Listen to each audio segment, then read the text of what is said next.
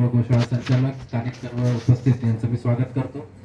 महाराष्ट्र राज्य खऱ्या अर्थानं एक वेगळा पायंडा देणारं राज्य ठरलेलं आहे। कारण गोसेवेच्या बाबत आणि गोवंश संवर्धनाच्या बाबत महाराष्ट्र राज्यानं जे आयोगाची स्थापना केली किंवा त्यानंतर जो गोमातेला राज्यमातेचा दर्जा दिला, त्या अनुषंगाने मला वाटते की खूप उपक्रम आता आपल्याला क्षेत्रीय पातळीवर सुद्धा करण्याची गरज आलेली आहे। आपल्या जिल्ह्यामध्ये ज्या अनेक गोशाळा काम करतात आणि प्रत्येक गोशाळा आपापल्या क्षमतेनुसार काही ठिकाणी गोवंशांची संख्या कमी असेल, काही जसं आपण आता बघतोय की खूप मोठ्या प्रमाणावरती आहेत, परंतु प्रत्येक ठिकाणी चांगल्या प्रकारे सुविधा देण्याचा प्रयत्न केला जातो आणि त्यांचा सांभाळ चांगल्या प्रकारे करण्याचा प्रयत्न केला जातो। याला मदत म्हणून शासनाने जी नवीन एक प्रकारे ज्याला परिरक्षण अनुदान म्हणता येईल अशी योजना आणली, ती सुद्धा आपल्याला या माध्यमातून चांगल्या प्रकारे राबवता येईल। आणि त्यासाठी खऱ्या अर्थानं आजची कार्यशाळा आहे की आपल्याला त्यामध्ये कागदपत्र कशा पद्धतीने दाखल करायचे आणि त्यानंतर आपली जबाबदारी काय आहे याच्याविषयी आपल्याला इथं मार्गदर्शन आज मिळणार आहे। मात्र याच्या सोबत अनेक ज्या गोष्टी आहेत ज्या आपल्या माननीय सदस्य महोदयांनी सुद्धा सांगितल्या, त्याच्यावरही आपण तेवढंच लक्ष देणं आवश्यक आहे। मला वाटतं की जो गायरान जमिनीवर चारा लावण्याचा GR आहे त्याचा खऱ्या अर्थानं आपल्याला मोठ्या प्रमाणात फायदा होईल। थोडंसं आपल्या जिल्ह्यामध्ये अजून पाहिजे तेवढा त्याचा प्रतिसाद, विशेषतः ह्या बागायती क्षेत्राचा जो भाग आहे इथं तेवढा मिळाला नाही।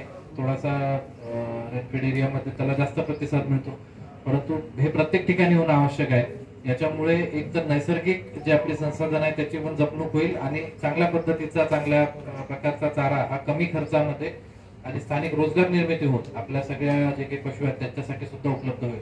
सोबतच ज्या वेगवेगळ्या योजना आपण राबवतो, गोवर्धनचा खूप चांगला प्रोजेक्ट या गोशाळेमध्ये झालेला आहे। त्याच्यातही जे जे पात्र असतील त्यांनी निश्चितपणे त्या योजनेमध्ये आपले अर्ज दाखल करावेत आणि गोबर गॅस निर्मितीचा हा एक अभिनव प्रकल्प आहे, तो आपणही करू शकता। मला वाटतं आज सगळ्यांनी तो प्रकल्प बघावा आणि खडकूचे सुद्धा आता सरपंच आणि इतर मंडळी आले ते सुद्धा आपला अनुभव इथं सांगू शकतात की त्या योजनेतून आपल्याला काय गावाला फायदा होऊ शकतो। तर या अनुषंगाने ह्या अनेक ज्या योजना आहेत त्या आपण राबवतो, त्या माध्यमातून आपण वेगवेगळे उपक्रम राबवतो।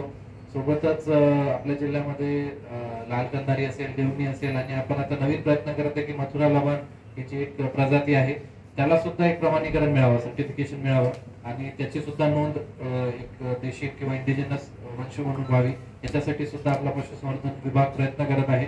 त्यासाठी सुद्धा खूप मोठ्या प्रमाणावरती आपले मंडळी काम करत आहेत। सोबतच जे इतर काही मुद्दे असतील आता जे आपल्या मनोगतामध्ये मांडले गेले, त्या अनुषंगाने पशुवैद्यकीय दवाखान्यांमध्ये औषधांचा पुरवठा आहे, तर आपलं जे नियमित त्यांना देण्याचा कोटा असतो तो थोडा असा आपण या अनुषंगाने रिवाईज करू, कारण गोशाळा लगत असेल तर निश्चितपणे तिथं थोडा लोड वाढेल, तशी आपण सुधारित मागणी घेऊ शकतो। खोड्यांच्या बाबत आपण गाव तिथे खोडा ही योजना मागे मानव विकासमध्ये राबवली होती।